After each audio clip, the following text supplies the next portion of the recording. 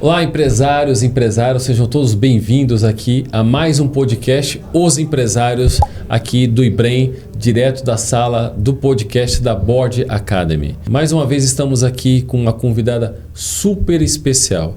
Ou seja, gente, de novo, a gente sempre gosta de trazer pessoas que de fato estão fazendo a diferença no nosso país, que estão levando cada vez mais um nível de consciência para os empresários sobre temas que são muito dinâmicos, complexos.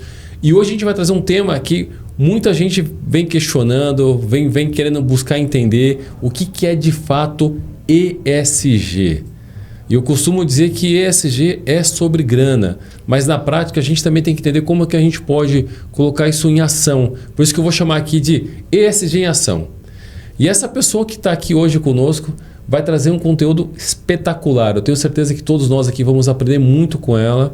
É uma pessoa do qual eu já admiro, já sigo a carreira dela. Então, assim, vocês vão ter a oportunidade de ouvir de uma pessoa que conhece de como faz essa transição e o que é o ESG na prática. Então, quero aqui ter a honra de convidar aqui ao nosso estúdio Juliana Bernardo. Seja muito bem-vinda. Muito obrigado também por ter aceitado o nosso convite. É uma honra estar aqui com você, tá? Muito obrigada, Rogério. Sou eu quem agradece o convite. Muito obrigada a todo mundo que está acompanhando aqui esse podcast também. E eu gostei do termo. ESG é sobre grana também, né? É importante trazer isso. Eu tenho um slide que eu utilizo nas minhas aulas e nas palestras e eu deixo em letras garrafais, assim, ESG não é filantropia. Exato. E aí toda hora eu volto com aquele slide e eu faço esse trabalho de reforçar esse posicionamento para que as pessoas não se esqueçam que o ESG ele não visa tirar esse dinheiro da empresa de uma maneira desordenada, pelo contrário, né? Ele é uma ferramenta, ele utiliza técnicas para a gente usar a sustentabilidade a favor do retorno financeiro. Então, o seu termo ele explicou assim de uma forma bem interessante. Acho que eu vou roubartilhar também esse aí. Vou colocar do lado, não é filantropia, eu vou falar é sobre grana. Exatamente. Mas aí, Juliana, entra nessa linha, né? Que você vê que é importante a gente colocar isso. A gente fala muito de desmistificar, né? Porque a gente começa a entender que o mercado ele regula algumas circunstâncias, alguns contextos, inclusive o tema ESG, mas o que a gente vem acompanhando na prática é que ele passou numa grande tendência de crescimento, né? Na famosa hype, teve uma queda e a sensação que eu tenho é que as pessoas ainda mesmo não conseguiram entender.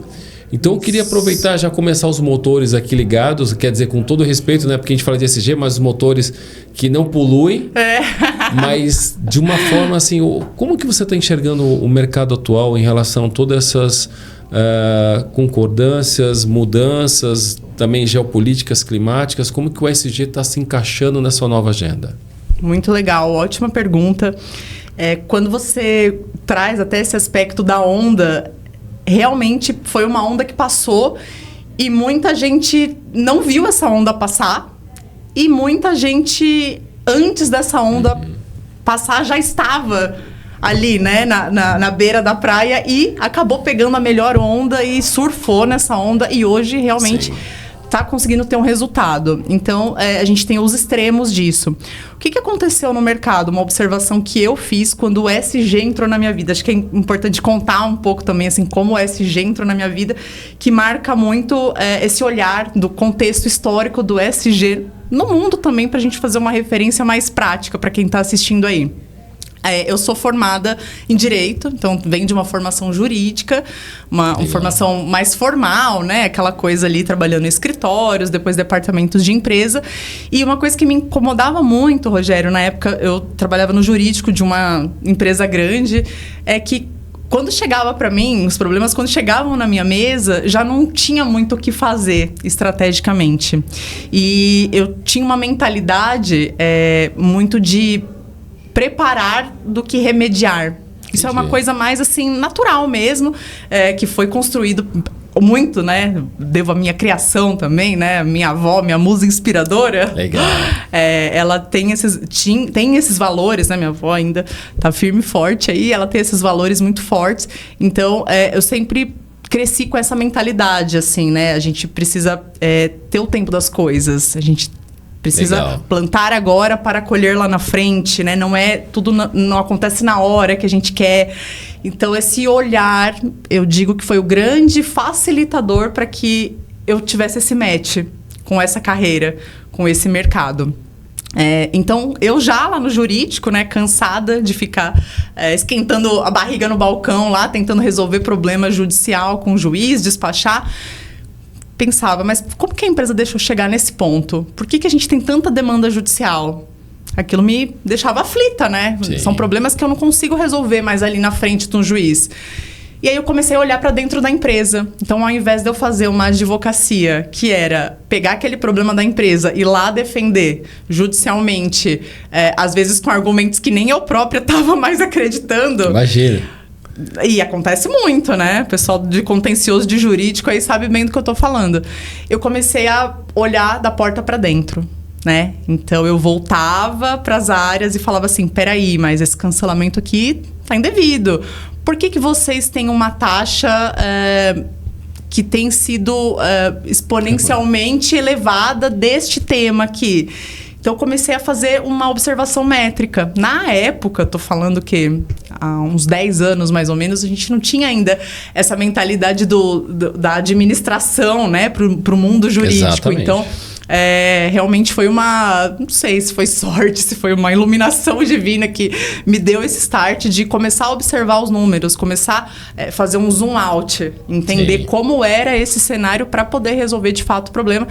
Então, eu pegava aquela demanda judicial e não olhava ela individualmente, eu comecei a olhar aquilo no macro. Então, por que eu tenho 40% das ações aqui da área de cobrança?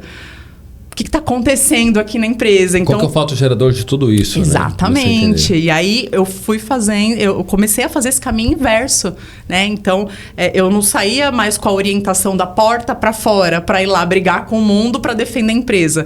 Óbvio que eu faço isso, né? Se precisar, a gente briga mesmo. Só que você começa a entender que você brigar com o mundo, com a sua casa desarrumada, te expõe. Te prejudica, você não tem repertório nem para tirar a empresa daquela situação.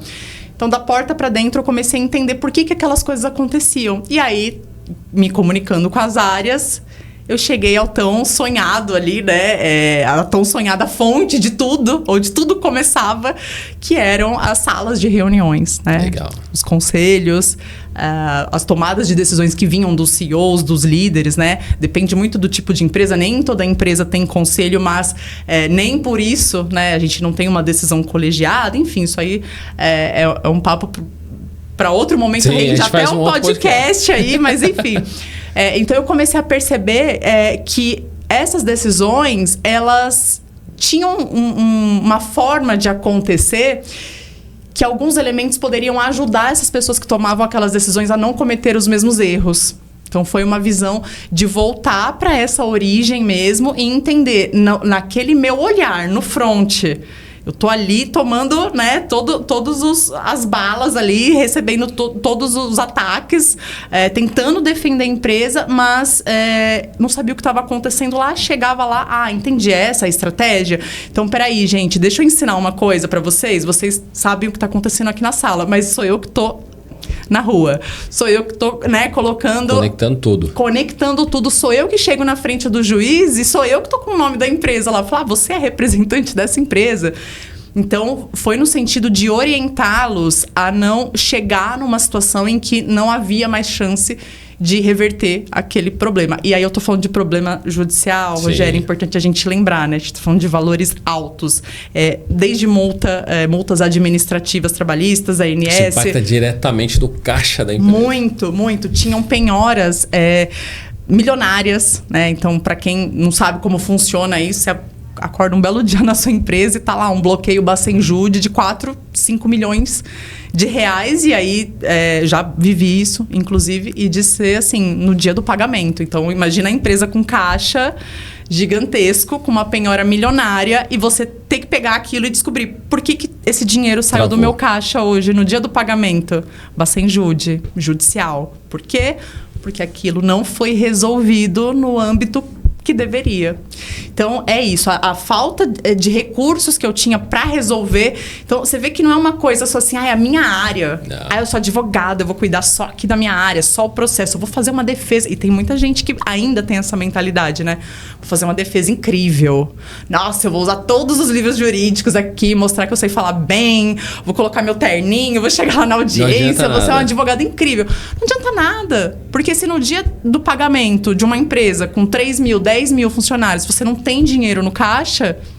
Ou seja, né, Juliana, deixa eu fazer um parênteses aqui, né? Você está trazendo assim, né? Toda empresa ela tem que ter uma boa base de conhecimentos, principalmente nessa área jurídica que você está trazendo. O empresário que está ali liderando uma operação, ele tem que ter um bom suporte. Ou ele tem um bom escritório de advogado, ou o escritório jurídico, né? Ou ele tem uma boa área jurídica interna para apoiá-lo, para entender todas essas mitigações de risco. Sim. E quando a gente vai no conselho, a gente também tem que ter essa leitura. Todo conselho tem sua matriz de risco, principalmente quando senta lá e define a tese e a agenda. E você trazendo uma coisa muito importante, né? Que a gente fala muito isso no dia a dia aqui, que é o mantra, é a antecipação. Isso. É você se antecipar aos fatos, não deixar que os fatos aconteçam. Por isso que no mundo do conselho a gente fala assim, nos chamem quando tem fumaça, porque quando tem fogo fica mais difícil as tomadas de decisões. Isso. Então é legal você estar trazendo isso para quem está nos escutando e a gente está fazendo esse recorte aqui exatamente para isso. Gente, tem uma área super estratégica e crítica e tem que saber lidar. Por isso que a gente fala, no mundo empresarial temos que ter pessoas excelentes, não boas, excelentes que nos apoiem a fazer uma gestão melhor. Sim, mas vamos lá, Juliana, é legal que você está trazendo isso aqui porque isso dá muita matéria-prima para quem está nos escutando aqui para a gente fazer essas reflexões. Exato. Você fez essa metáfora aí do incêndio. Tem uma que eu uso muito que é... Por um tempo eu andava muito de bicicleta. Eu adoro andar de bike, fazer trilha. Tem esse meu lado aventureira também, né? Gosto de acampar, esporte. Então, eu digo que eu sou uma hippie Faria Limer, digamos assim. Sou híbrida, gostei dessa, sou híbrida. Temos, né, várias personas na vida para a gente conseguir realmente se encaixar, né? A vida não é só propósito sem o retorno financeiro para você sustentar essa escolha. Então, não diferente do ESG, na nossa vida também é assim. Então, eu gosto muito de esporte ao ar livre. Então, uma coisa que para mim fazia muito sentido, né, uma analogia interessante sobre isso, igual a bicicleta. A bicicleta, você tem aquela... o ferrinho lá, aquela correia... A vela, o pedal ali. Que ela começa a enferrujar. Aí é assim, você começa a sentir que está enferrujando, o que você faz? Você tem que ir lá botar o óleozinho já antes, né? Você tem que sempre ali hidratar aquele óleo. Por quê? Porque se você deixa aquilo, fala, não, eu não vou fazer isso agora. Eu vou fazer mês que vem. Dependendo de onde essa bicicleta...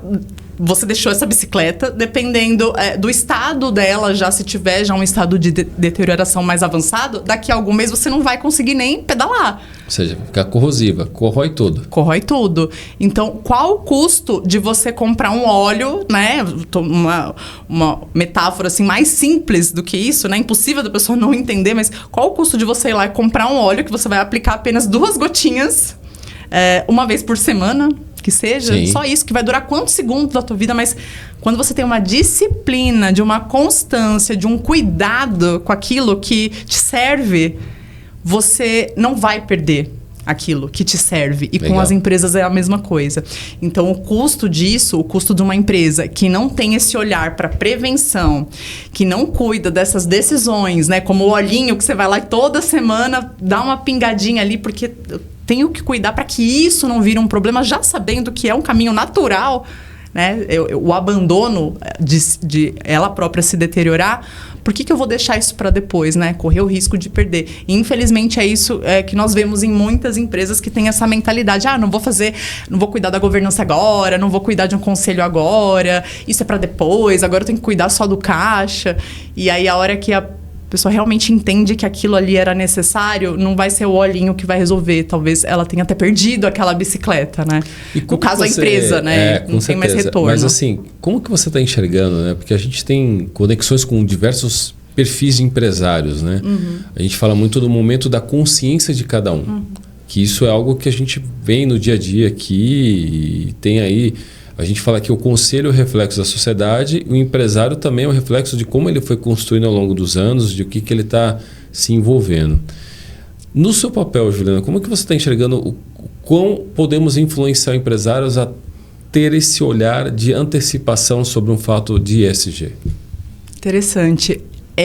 Eu vou um pouco além. Tá. Não só a antecipação, mas vou usar até os próprios dizeres do Larry Fink, né? Ele tem falado já, para quem não sabe, o Larry Fink é o CEO da BlackRock, que é uma das maiores, se não for a maior gestora de ativos do mundo. Eles têm mais de 50% da carteira só de fundos de pensão.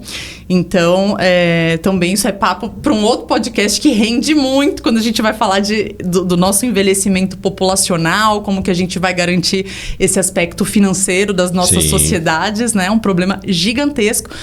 Mas ele usou esse termo, né? Ele tem falado do longo prazo do ESG, diferente do que alguns estudiosos dizem, que foi em 2021, a primeira carta dele. Desde 2018 ele já tem falado. E olha que interessante, eu achei uma carta esses dias do Warren Buffett, de 77, se eu não me engano. Depois eu vou até confirmar. 77. E Legal. que ele já falava também do bendito longo prazo, né? Então, para você ver que o ESG, ele é uma reformulação de princípios, aspectos já antigos do mundo corporativo e de negócios que deram certo. Então, o longo prazo, ele vem muito dessa visão. Então, não adianta falar da antecipação se eu não aceitei primeiro que a vida é de longo prazo. Eu tenho que ter visão. Legal. A pessoa nunca vai entender que ela precisa antecipar quando ela não entender o que é visão. E o que é visão? Exatamente isso. Eu não estou fazendo isso agora para ter esse resultado agora. Eu estou fazendo isso agora porque faz parte de um processo que daqui a um tempo, com esses resultados, com essas etapas cumpridas, eu posso colher esses frutos, né? Mas aí você está trazendo outro ponto aqui, né, Juliana? Que assim, olha que interessante, pessoal. Cultura. Isso. Porque de tudo que a gente vai observando ao longo do tempo, a gente fala assim, tudo é cultura organizacional, cultura de uma empresa, cultura de um país. E quando nós avaliamos as empresas no aspecto geral, boa parte das empresas, elas têm uma visão muito curto-prazista. Então é muito ligado ao caixa. Então, para que você possa chegar e falar, olha, se você caminhar por um caminho nesse contexto, olhando visão de longo prazo, você pode ter um futuro melhor. Você pode ter uma perenidade de fato. Mas para você chegar e comprovar isso através de dados, de número, eu acho que é o grande desafio. E aí, Juliana, acho que cabe aqui uma provocação, e aí acho que para a gente compartilhar aqui, qual que é o reflexo disso dentro de uma sociedade atual? Né? Eu quero trazer uma provocação aqui para a gente discutir. Hoje a gente tem um cenário macroeconômico, a gente tem um risco geopolítico, toda uma questão climática, ou seja, tem 3 grandes movimentos acontecendo no nosso país. E como que a gente chega e fala de ESG num ambiente como esse, super hostil, delicado e complexo? Né? Eu acho que isso aí é um desafio para todos nós, concorda? Concordo totalmente. E por incrível que pareça, é o melhor ambiente para se trabalhar com a sustentabilidade e o ESG.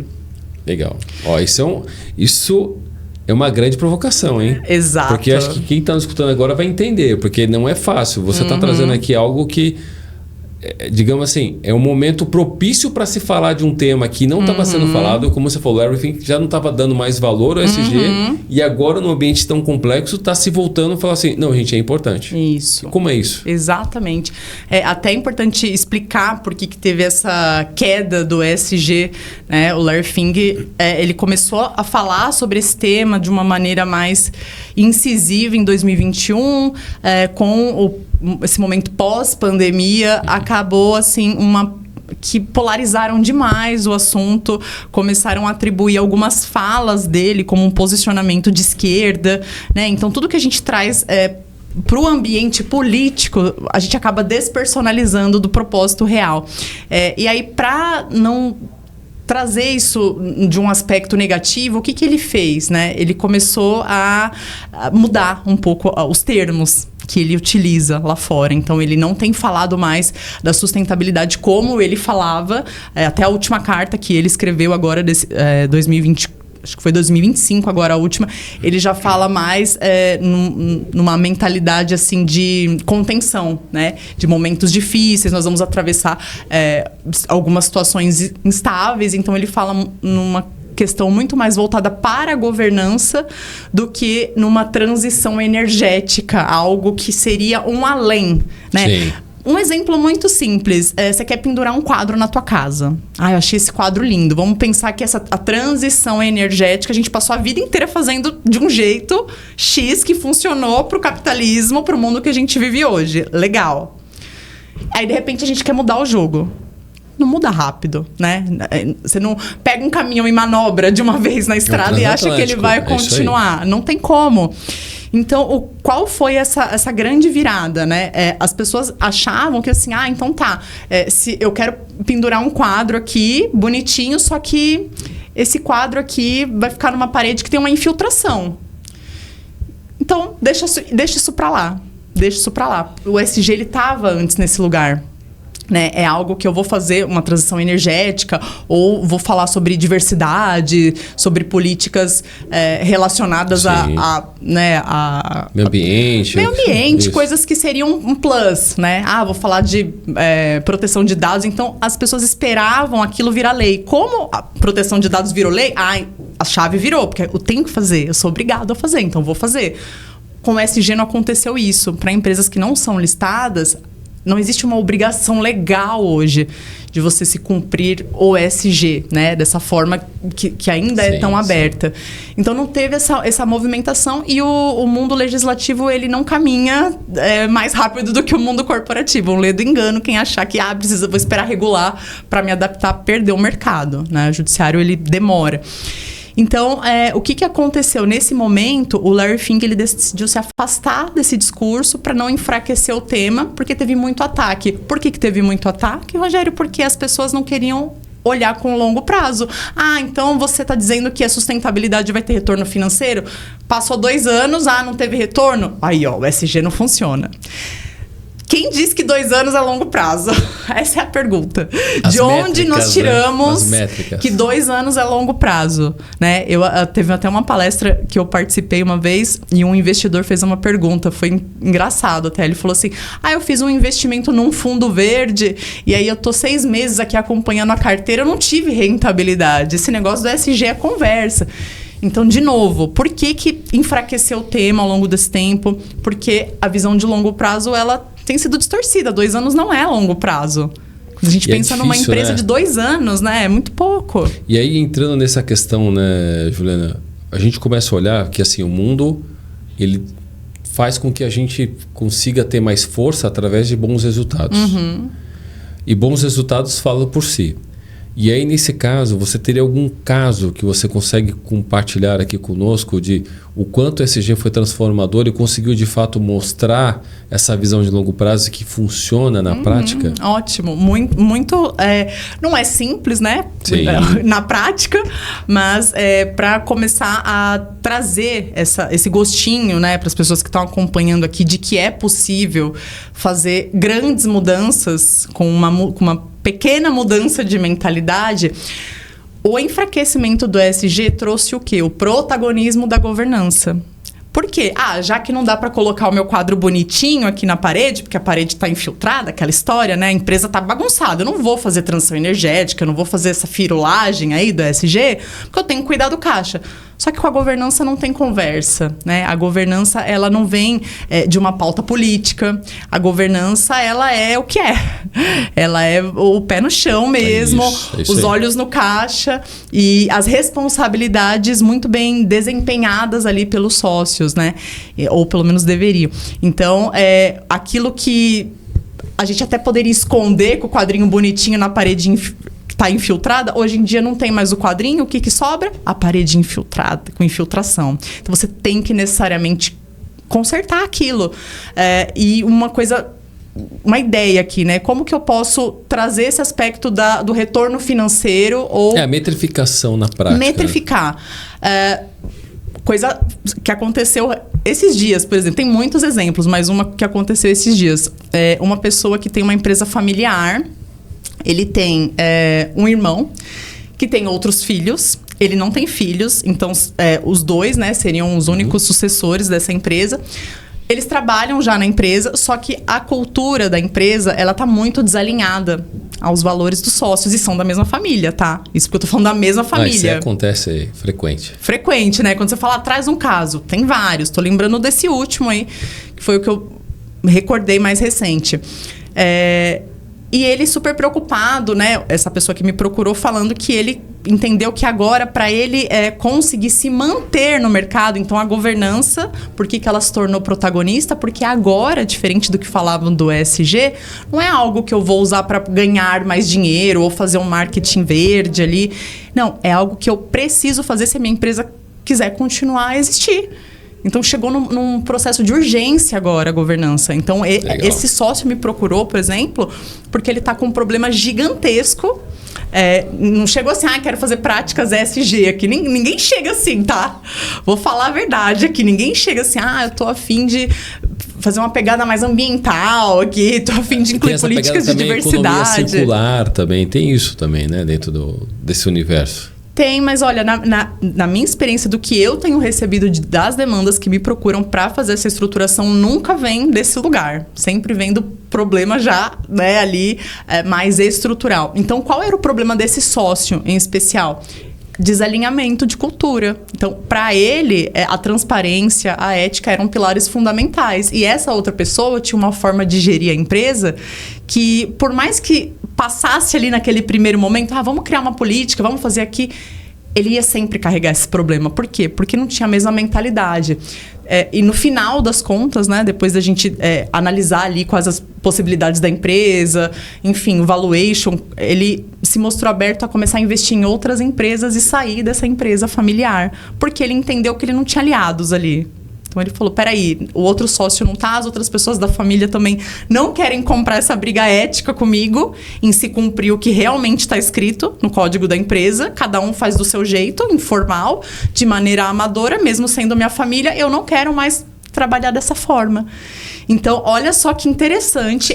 Isso é governança. E é o G do ESG. Que hoje está fazendo muita falta em boa parte das empresas, Juliana. Exato. Eu acho que é isso. Tem dados, né, que vem mostrando que algumas empresas brasileiras não estão chegando às próximas gerações. E por várias circunstâncias. E o que mais nós vemos no dia a dia é a questão do G, que é a governança. Isso. E aí, eu queria fazer um paralelo aqui, se você me permite, a questão seguinte. A gente tem, de um lado, a economia tradicional, com empresas aí familiares, empresas em segunda, terceira geração, que está começando a entender esse universo. E do outro lado, nós temos o mundo das startups. A nova economia vem surgindo com todas essas questões e já com esse nível de consciência que é importante você ter o G. Né? O E e o S, ele vem atrelado. Mas o G, ele é importante. Ele vem numa escala de prioridade máxima ali, porque sem o G você não consegue elevar o nível da sua empresa ou até mesmo atrair investidores. Perfeito. E aí, como que a gente junta tudo isso dentro desse ecossistema? Né? Porque a gente tem, de um lado, uma formação de mentalidade que não está convergendo com esse universo do ESG e um outro momento aqui de empresas que estão surgindo que já vem com essa mentalidade, mas às vezes não tem porte e complexidade de falar desse tema na totalidade. Como você está enxergando todos esses movimentos, né, Juliana? Se você puder também trazer um pouco de como eu vou comunicar com o dono de uma startup, como que a gente também fala com o dono de uma empresa tradicional, né? Como que eu levo os assuntos, né? Que tipo de ferramentas que nós podemos ter, que você possa compartilhar também. Sim, você tem muita experiência sobre pessoas, executivos, lideranças e sabe muito bem desse ponto. No final das contas, tudo é sobre pessoas. Sim, exatamente. Né? A gente bate na mesma tecla, mas uma sociedade é uma família que você escolhe, né? É um casamento que você firma ali e você escolhe aquela pessoa que está ao seu lado. Então, quando a gente começa a entender que a governança ela é fundamentalmente sobre isso, sobre quem você escolheu para estar ao seu lado e tocar essa empresa, você começa a trabalhar essa questão dos valores, daquilo que vai nortear a empresa daqui em diante. E são problemas que dificilmente você consegue contornar com processos, com uma consultoria externa, qualquer investimento que seja, se não tivesse alinhamento inicial. Então, a governança, ela vem nessa base. Eu digo que é a semente boa. Quando você planta, não adianta você plantar com uma semente que não está legal ali. Não vai frutificar, não vai florescer. Então, ela é a semente boa que vai, desde o início, dar esse norte daquilo que é objetivamente inquestionável. O que eu não vou entrar no mérito de gosto pessoal, né? Tem coisas que a gente não se discute. Então, é uma cartilha de valores que precisa ser construída tanto numa startup como numa empresa mais tradicional, que vai ligar, né, todo esse caminho adiante para onde a gente consegue observar se vai ter uma governança mais sólida ou não. Aí até você comentou sobre os investimentos. Num segundo momento, o investidor, obviamente, ele vai olhar para essa empresa e entender se é um lugar seguro para ele colocar o dinheiro dele, tá? Uma coisa que é importante colocar aqui também, muitas pessoas acham que startup, por ela ter uma velocidade muito mais dinâmica do que empresas comuns, eles não estão olhando para isso. E não é verdade. Nesse ecossistema que eu atuo de startups, eu tenho visto empresas com uma maturidade muitas das vezes até mais elevada do que empresas mais tradicionais. Por quê? A empresa que às vezes cresce muito rápido, ela está num ritmo, num volume e numa disposição em fazer aquilo dar certo, e ela vai fazer tudo o que é necessário para fazer aquilo dar certo. Isso é importante, é isso aí. E às vezes a empresa está lá há 20 anos e está daquele jeito assim, vou levando aqui, vou cobrindo caixa, não separa nem o CPF do CNPJ, vai levando, não tem um senso de urgência e de necessidade do timing que aquilo precisa para acontecer, e acaba às vezes deixando meio de lado. Então, não dá para dizer assim, uma empresa num estilo mais conservador, ela tem mais governança do que uma startup ou vice-versa. Depende muito do caso a caso. Obviamente, não falando de empresas listadas, porque essas têm já uma obrigação de ter uma governança mais sólida, objetivamente, né? Legal. Então, é isso que é importante, assim, pensar que essa parte de estruturação de governança, ela não é... a gente não está pautando as métricas depois que o processo acontece já. Eu tô falando de quem você escolheu para andar do seu lado. Né? Essa é a primeira decisão que o sócio tem que tomar, que o conselheiro precisa observar. Né? Quem são as pessoas que estão ali? Estamos alinhados com esse mesmo propósito? Por quê? Pode ter uma pessoa na empresa que ela tem um sonho, aí eu tô falando do CPF, que importa também. Sim, né? A pessoa tem um sonho em fazer essa empresa valer 1 bilhão em até 3 anos, e depois ela vende e vai morar no Caribe. Ele tem um sonho de fazer isso. O outro não. O outro quer que a empresa tenha uma consolidação de marca, porque ele quer deixar aquilo como um ativo, um legado, quer deixar a empresa para os filhos. Então, peraí, eu tenho um conflito. Uma pessoa quer valorizar a empresa para vender em 2 anos, e a outra quer que aquilo seja o legado para os sucessores e para outras pessoas, porque tem um propósito ali envolvido. E você sabe, Rogério, o que mais acontece? As pessoas não conversam sobre isso. Os sócios não conversam, não tem essa conversa franca de falar o que eu realmente quero com isso. Por quê? Ficam só naquele olhar do dia a dia. O que eu tenho para resolver essa semana na empresa? O que eu tenho para resolver esse mês? Qual o incêndio que eu vou pagar? Exatamente. E são conversas difíceis que precisam ser feitas para que a gente não perca tempo e dinheiro. Então, assim, vamos pensar numa metrificação disso, né? Quanto custa? Outro caso também, recente. Legal. Tem um sócio também, né? Tenho parte em uma dessas empresas aí, desse sócio. E ele tem sociedade com outras pessoas. Ele passou por um momento aí bem difícil de uma saída de sócio, que ele quase precisou judicializar, justamente porque teve um desalinhamento de valores que foi deixado para trás. Nunca teve essa conversa franca de falar, olha, o que eu estou buscando na empresa é isso, e o outro, né, de falar claramente. Chegou num dado momento que essa pessoa estava preparando a empresa para transformar ela, né, fusionar. E aí as empresas que faziam essa conexão entendiam. Mas vocês não estão preparados para isso ainda. E aí ele começou a perceber que essa disposição dos outros sócios era mais baixa. Então, o que tem por trás? Né? Qual que era o interesse deles? E aí essa conversa difícil veio à tona, essa sociedade, ela acabou. Então ele entendeu, mesma história desse último que eu contei. Ele falou, então peraí, então talvez não seja mais o momento de eu continuar com essa sociedade. Sim. Então, quanto vale, né? Você colocar a sua energia, o seu tempo, a sua disposição de trabalho ali numa empresa que não é nem sua, né? Você não está construindo algo nem que vai voltar aquilo, né? Como um valor para a sociedade ou como um retorno financeiro. Legal, Juliana, você está trazendo alguns pontos até para dividir, né? Eu gosto muito dessa curiosidade empresarial, de bibliografia, de alguns caras que empreenderam, ou porque a empresa foi muito bem sucedida, como você falou, de uma carta do Warren Buffett, ou porque uma empresa não foi tão bem sucedida, né? E o que a gente vem observando é que um dos principais impactos hoje no mercado, principalmente no mercado nacional, tá? Onde a gente tem mais informações do dia a dia, é que a boa parte das empresas brasileiras, elas têm uma tendência a não terem muito sucesso ao longo prazo por uma questão litigiosa. Exatamente por essa questão de como é difícil primeiro você escolher sócio, como é também difícil, mas eu falo assim que é importante você saber, eu costumo dizer, lidar com pessoas e com negócios. Você tem que saber das duas, seja empresário, seja conselheiro, seja investidor. Porque algo, quando você traz uma temática como o ESG, que traz uma visão já dentro, né, uma questão inerente que é de longo prazo, nem todo mundo vai estar alinhado.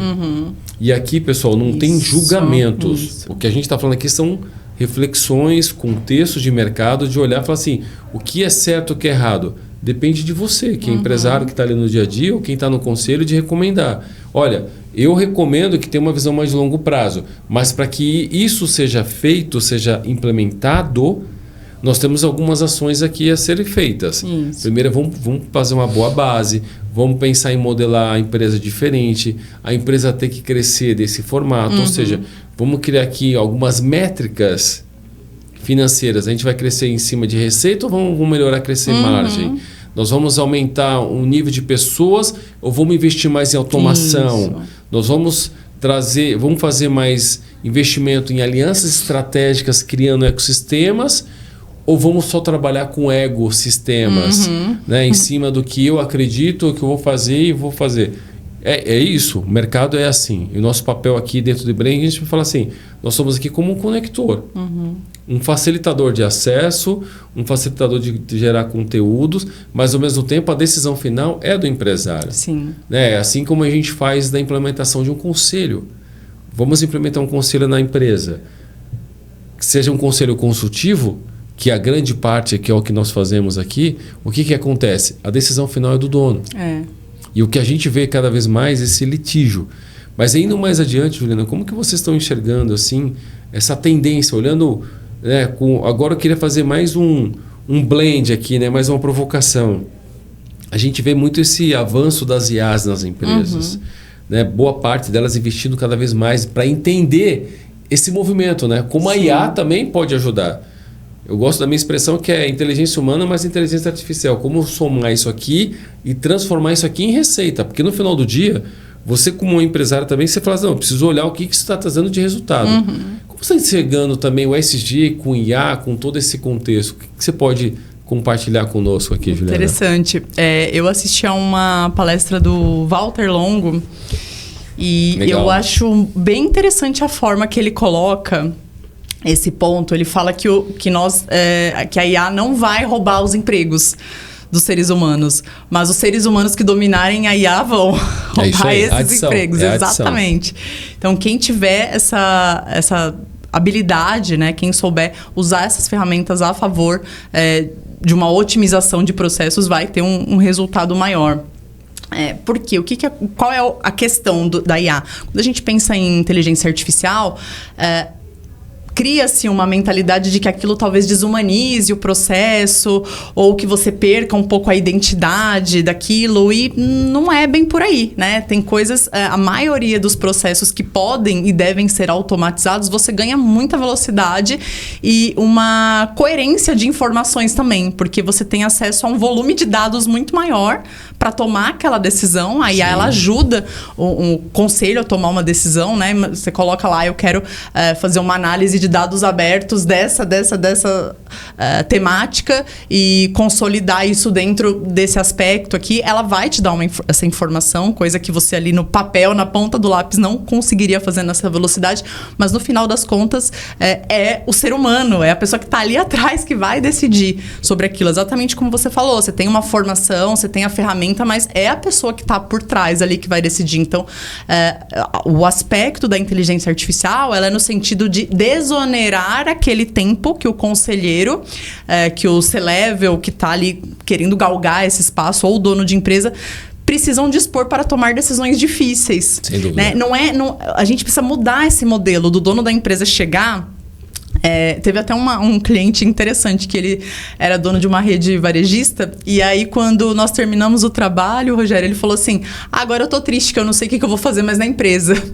Nós tiramos todas as tarefas operacionais dele, a equipe conseguiu cuidar dessas partes que ele cuidava ali operacionalmente. Uma pessoa que trabalhava 50 anos na empresa, ele falou: eu não sei o que eu vou fazer da minha vida agora, porque é isso, ele se concentrou tantos anos em fazer as mesmas atividades repetitivas que qualquer outra pessoa poderia facilmente ser treinada. E foram, tá? Foi um trabalho acho que durou uns 4, 5 meses no máximo, para que aquelas pessoas já conseguissem fazer, e muitas vezes até melhor, né? Porque tem mais recursos, tem mais tempo disponível, estão com mais energia, por causa desse apego. E aí ele falou: o que eu vou fazer agora? Bom, agora você vai começar a tomar decisões mais difíceis. Então, desocupar o tempo. Aí ela chega num lugar para a pessoa que toma a decisão como um alívio, né? Sim. Isso tem que ser visto com bons olhos. Usar essa tecnologia para você operacionalizar e deixar realmente aquilo que a inteligência vai te trazer, para você ganhar tempo para refletir sobre essas decisões mais difíceis que a gente começa a deixar pra lá, começa a protelar, sabe? Vou cuidar disso depois. Depois eu toco porque é sensível. Não vou falar porque vou mexer, principalmente em empresa familiar, né? Vou tocar no assunto de família. Eu não vou fazer isso agora porque... Então, vamos trazer assim que com a inteligência artificial agora não tem mais desculpa do conselheiro de falar assim: eu não tenho agenda para fazer uma reunião de governança, eu não tenho agenda para estudar e aprofundar sobre esse tema, porque a gente tem uma otimização disso, né? E você traz aí, Juliano, acho que são pontos legais. Até fazendo um parênteses, Walter Long, um grande abraço. O Walter Long é o nosso conselheiro aqui da Board Academy. Maravilha. Vem nos assumindo um papel muito bacana de protagonista aqui dentro da Board e nos auxiliando muito nas tomadas de decisões. Muito bom. E nos ensinando muito, né? Eu acho que ele trouxe uma visão aqui, ele fala muito dessa questão do nexialismo, de como conectar os pontos também. Isso. A IA, então, está trazendo muito isso. Mas colocando um pouco aqui do que você está trazendo também, nessa visão mais pragmática, né? O que a gente vem enxergando de mercado as grandes empresas, elas têm um movimento já de anos, porque a IA nada mais é que vamos colocar assim, uma evolução de todo o processo de automação. Sim. Então isso já vem de alguns anos. Não é novidade. E aí você traz toda essa questão também de inteligência de dados. E aí quando a gente entra nas pequenas e médias empresas, né, do Brasil, a gente começa a entender como que a gente pode desmistificar esse contexto das IAs, né? Fazer com que essas empresas comecem a entender que a IA faz total sentido tê-las como mais uma ferramenta. De fato, é uma ferramenta que impulsiona novas receitas, novas possibilidades, uma gestão melhor de dados, porque todo mundo fala que dados é o novo petróleo, mas ao mesmo tempo, para você entender de dados, você vai ter que entender de todo esse contexto. E ter essa visão analítica, a IA pode ajudar, sim. Exato. Então, assim, nós somos aqui um grande entusiasta de IAs, mas no contexto assim, que tipo de IA a gente vai trazer para dentro para que isso possa ser, de fato, monetizável. A grande questão, e aí eu falo aqui por mim dentro do IBREM, eu sempre falo assim: olha, gente, vamos botar uma automação, vamos criar comunidade, vamos estruturar isso aqui, mas sempre pensando de responsabilidade com longo prazo, que tem toda a questão de dados, privacidade, de como que a gente vai utilizar toda essa linha, trazendo uma governança de tudo isso aqui, porque tem uma responsabilidade aqui por trás. E aí eu queria trazer aqui agora, Juliana, que você também comentasse um pouco da Coro, onde você está aí à frente já além de CEO, empreendedor, eu queria que você trouxesse um pouco qual que é a missão da sua empresa, que você colocasse um pouco, fizesse aqui uma apresentação do que vocês estão construindo sobre ESG, de todo esse novo momento também da economia, de todo o ecossistema que você vem construindo. Legal. Eu gosto de dizer assim que foi um momento difícil, foi pelo caos que veio a ordem na minha vida para chegar nesse caminho da governança. Eu tinha um trabalho que era, na época, eu estava como CLT ainda dentro da empresa que eu atuava, na área jurídica, depois migrei para governança e já partindo desse aspecto mais zoom out, olhando para a empresa não só ali na minha área, eu só trabalho no jurídico, eu estou aqui olhando mais de maneira geral e observando como o mundo corporativo também se desenhava, eu comecei a perceber que isso precisaria ter um pouco mais de exigência da minha parte de um conhecimento multidisciplinar, né? Eu não tinha mais uma necessidade de me desenvolver tão tecnicamente naquilo que qualquer outra pessoa poderia fazer, tá? Não estou desmerecendo aqui o trabalho de um advogado aqui que tem, sei lá, 30 anos de experiência em processo civil. A lei muda, né, Rogério? Então, a pessoa tem 30 anos de experiência ali num código. Exato. Que depois muda. E o mercado não acompanha. A cooperativa, por exemplo, eu atuo com cooperativas, a lei cooperativista ela é de 74. Então, assim, uma pessoa que imagina, eu vou me especializar em cooperativas, mas ela tá ali debruçada só na lei ou em coisas que você tem esse acesso de informação. Isso acaba se perdendo um pouco com esse movimento natural da sociedade. Então, eu tive esse start de que esse conhecimento precisava trazer um pouco mais de amplitude. Legal. Tinha que sair da bolha. Eu não tinha que olhar mais só para a minha área e depois não só para a empresa, para o mundo. E isso me trouxe uma percepção...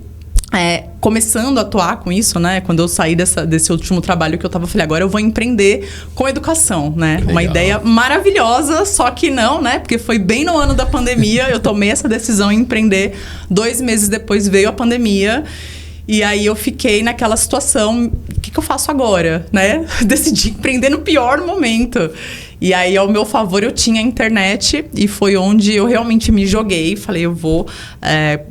trazer essa informação do que é governança. Na época não tinha muitas pessoas falando sobre isso. Eu falei, vou usar isso aqui como um canal.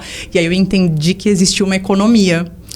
Essa creator economy, ela chegou para mim. Eu falei, nossa, se chegou para mim que, né, não sou blogueira, não sou influenciadora, não tinha pretensão nenhuma em trabalhar com internet, o que deve estar acontecendo no mundo com isso? Então, me ligou esse radar novamente. Partiu muito de entender que aquilo que eu queria vender, que era a governança, eu queria vender a governança para as empresas.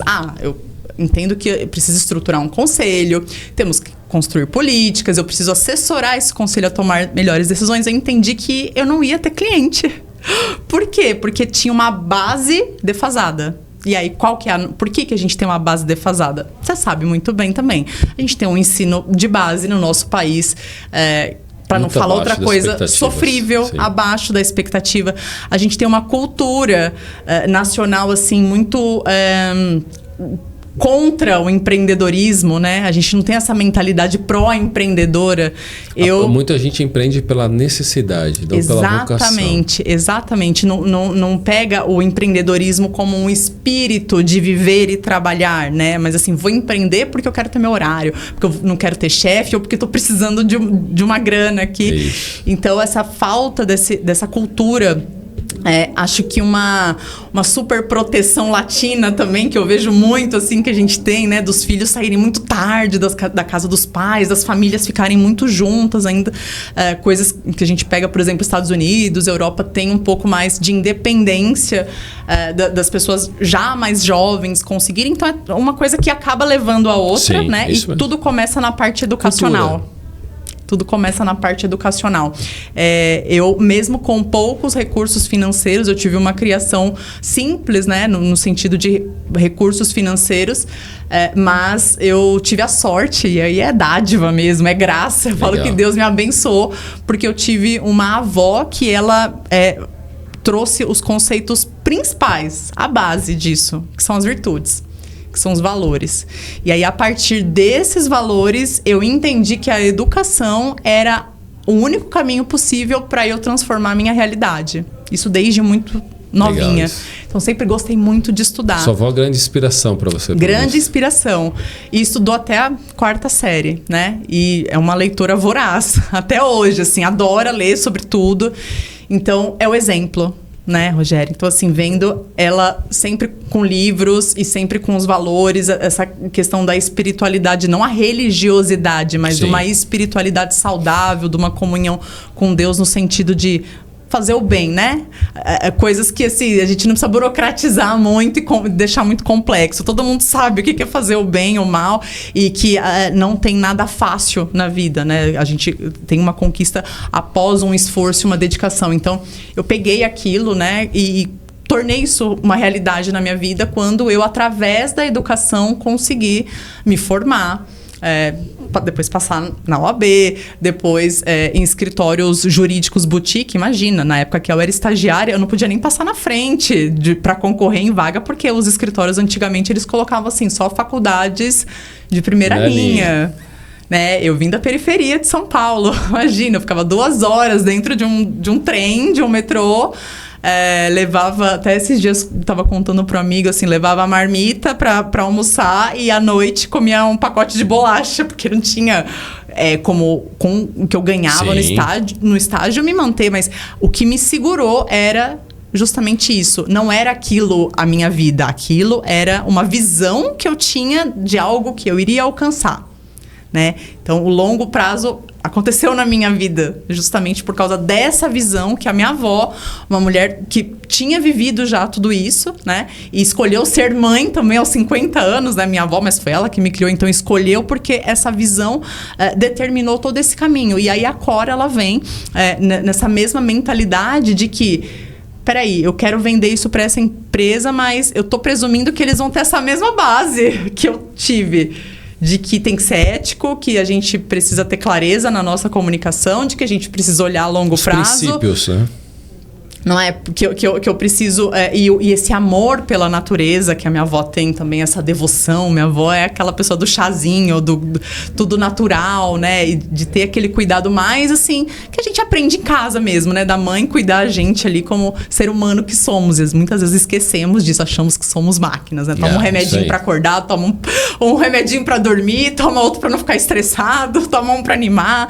Então, hoje a gente parece uma maquininha que vai botando ficha, né? Com os remedinhos. De acordo com a sua demanda. Agora eu tô com demanda tal, vou tomar Toma essa. Aí fica um arsenal ali, né? Então, nesse mesmo propósito, a Cor, ela surgiu justamente nisso. Eu falei, peraí, eu quero trabalhar com governança, entendi que eu tenho vocação para isso, não vou ficar só na área jurídica, quero trabalhar nesse 360, mas eu não tinha cliente, porque eu não tinha ainda esse nível de consciência dentro daquilo que eu queria fazer. E aí eu tomei para mim. Eu entendi que eu precisava trabalhar educacionalmente também para ter um cenário favorável para que essas lideranças comprassem essa briga da governança e do ESG de verdade. Porque não adianta a pessoa chegar e falar assim, eu quero fazer o ESG porque tá na moda, porque tem um selo, porque eu vou participar de uma certificação. E aí, na prática, ela não faz, né? Então, o líder comprar aquilo precisa de uma base, né? Então, é aquele iceberg mesmo. Então, tem ali um profundo que é muito maior daquilo que nós estamos vendo, que eu comecei a perceber que faltava. Então, a Cora, ela deixou... no início, né? Eu falei, não vai ser consultoria, vai ser uma empresa de educação. E assim ela seguiu até o começo desse ano. Esse ano eu mudei, aí agora sim, ela, além de empresa de educação, tem também essa vertente que é mais voltada para negócios. Aí eu tenho participações em outras empresas também, né? A Cor também, ela atua como eu digo assim, hub de negócio, um hub, é uma colinha ali que liga uma pecinha na outra, né? Então, ela atua hoje numa linha mais de negócios, mas para a Cor virar uma empresa de negócios, eu tive que empreender numa empresa de educação por 5 anos. Então, é o longo prazo também que falou mais alto, que é muito do que vocês adotam também aí, aqui, né? Preparar a base. A pergunta que eu ia te fazer agora, acho que vem muito de encontro, né? Para quem está nos escutando e está nos assistindo agora, Juliana, que tipo de mensagem que você pode passar para quem está começando a empreender? Eu acho muito legal, você que passou por... Ainda passa, né? E nós falamos que a gente passa por fases, né? Você que já está numa fase mais avançada aí do empreendedorismo, qual que é a mensagem que você pode dar para quem está nos escutando, nos assistindo, sobre o que tem que fazer? O que você recomenda? Uma palavra, uma frase, uma busca, uma inspiração? Se puder compartilhar, por favor. Ótimo. Eu gosto muito de compartilhar essa história, Rogério. Eu tenho algumas pessoas que eu admiro, assim, né? Eu vou muito na filosofia e nos clássicos mesmo, perfeito, porque dificilmente a gente vai errar. Tudo que é feito depois é... Movimento do estoicismo. Exatamente. Então, eu gosto muito do que Aristóteles define, né? Ele fala que virtude são hábitos que nos levam a essa evolução, né? Qual é o propósito? Qual é o nosso propósito em comum? Tem um propósito da empresa, tá? Ainda estamos olhando dentro de um nicho, mas qual que é o nosso aqui, em comum, de todos? Ser humano. Então, esse é o nosso propósito. O que diferencia um ser humano de um outro ser? Um processo evolutivo de consciência, de inteligência, de evolução. Sabedoria, exatamente. Então, peraí, se eu não entendi essa chave central de que ser humano pressupõe uma necessidade de desenvolvimento intelectual, desenvolvimento emocional, espiritual, que eu preciso buscar o conhecimento para eu me tornar uma pessoa melhor e ter esses hábitos virtuosos, tudo aquilo que eu faço em cima disso é um castelo de areia. Então, o básico, bem feito, ele é melhor do que qualquer firulagem que você esteja vendo aí. Essa mensagem para quem quer começar a empreender, não se ocupe em burocracia antes de alicerçar os teus valores, aquilo que você aprendeu com a tua mãe, com teu pai em casa, que você aprendeu na escola bíblica, seja lá onde for, daquilo que é o certo, fazer o certo, por mais que seja difícil, por mais que demore, por mais que tenha muitas pessoas ao teu redor dizendo que, mas não precisa emitir nota, né? Bobeira, não precisa emitir nota. Quantas vezes a gente já não ouviu isso em salas de reuniões, e com certeza o empreendedor tem esses desafios, mas agir corretamente, que é o básico, é o primeiro caminho para você começar a trabalhar com governança. Seja a sua empresa de uma pessoa, de 10 mil pessoas, isso nunca muda. E como você trouxe, né, Juliana? Você vê que tudo que a gente vem conversando aqui, desde o início, é uma versão simples. O simples funciona. Ou seja, seja simples. Uhum. Eu acho que eu gosto muito. Tive uma vez um insight que muito eu falo assim, né? Me tornar um ser humano melhor. Mas para que você possa vencer na vida, antes do vencer um ser humano, né? Ótimo. Ser humano melhor. Uhum. Então, acho que é isso que a gente vem falando. Independente de estarmos no século XXI, com todos os avanços da tecnologia, com toda essa questão da inteligência artificial, as relações humanas elas têm que estar sempre muito bem conectadas, muito bem definidas, alinhadas no mesmo propósito e objetivo de falar assim, o que a gente pode fazer de uma forma intencional, né? De falar assim, o que a gente pode fazer para melhorar a vida da humanidade. Por isso que essa visão global de quem está empreendendo tem a visão global de não é só de resolver um problema no seu bairro, na sua cidade, no seu país. É uma questão de uma visão global. Eu acho que você trouxe aqui muito essa questão também do ESG, que é uma visão global. Se desde a década de 70 já está se falando isso, que são algo que deu certo, se pegarmos a Bíblia, e aí independente de religiosidade, eu sempre falo assim, hoje a gente tem que ter todo um cuidado, porque, de novo, a gente tem que falar da espiritualidade, né? Da saúde mental, de como falar de Deus é pecado hoje, né? Podem falar de tantas coisas, mas falar de Deus não pode, né? É um absurdo. Mas, de novo, então eu vou falar aqui, a gente quebra todos os protocolos. Então, falando de Deus, que a gente fala assim, a gente tem que ter fé em Deus no aspecto assim, gente, tem que ter uma força maior, não a gente está aqui à toa e nada por acaso nessa vida. E aí, quando a gente traz, se a gente pegar uma leitura, e eu tive a oportunidade de ler a Bíblia inteira, um grande amigo me deu uma época e tinha até um passo a passo, eu não sabia disso, fazendo quebra aqui novamente protocolo, eu não sabia como ler.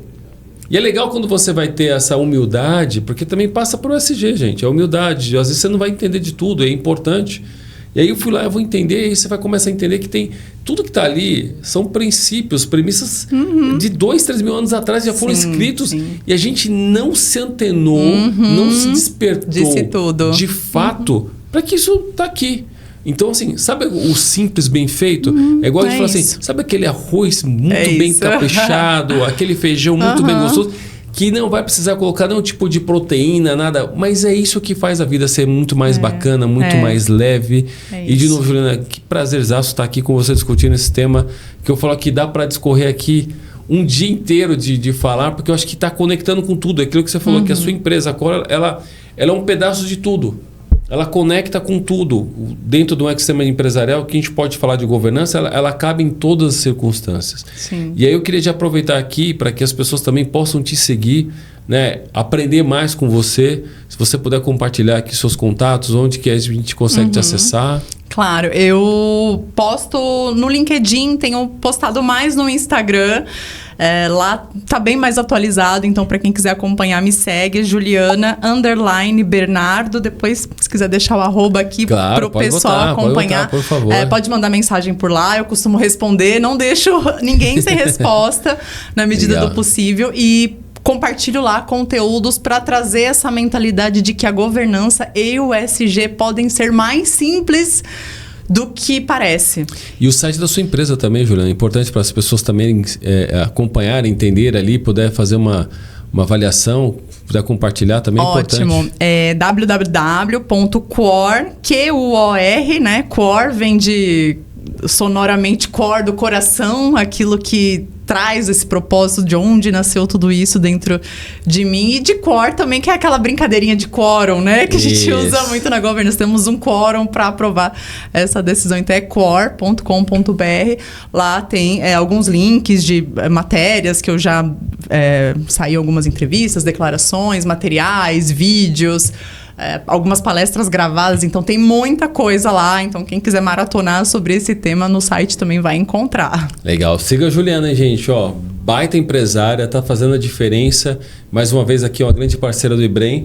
E aí, Juliana, pra você ser uma grande parceira também, a gente preparou um presente aqui. Ah, que legal! Pra você, que é do IBREM aqui, pra você, né, carregar aí os vinhos, alguma coisa, sempre quando você for estar de presente. Então, é sempre uma honra estar com pessoas aqui que estão fazendo a diferença no nosso país, né, empreendendo. Nossa, que lindo! Então, e é sustentável, hein? Sustentável, tá vendo? Isso muito aí é legal. A pegada do IBREM aqui. Então, novamente... Adorei, obrigada, viu? Eu que agradeço todo o seu privilégio de estar aqui com você. E, novamente, gente, você que está nos escutando... Segue aí para os nossos próximos episódios. É sempre um prazer estar aqui dividindo de uma maneira mais simples e compartilhando conhecimentos. Esse é o nosso propósito, de ajudar os empresários e quem está de fato querendo empreender a mostrar que sim, é possível chegar num outro patamar. Vamos em frente, vamos melhorar o PIB do nosso Brasil. Com educação. Com educação. Um grande abraço a todos. Um abraço. Obrigada.